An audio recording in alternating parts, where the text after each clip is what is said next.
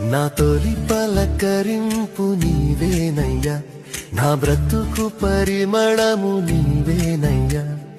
ఒంటరి పోరాటంలో ఉన్న వేళలో నా ప్రార్థన విన్న తండ్రివి నీవేనయ్యా. నా మొర ఆలకించువాడా, నా కన్నీరు తుడిచేవాడా, నేను పిలిచిన వెంటనే పలికేవాడా, నా తోడు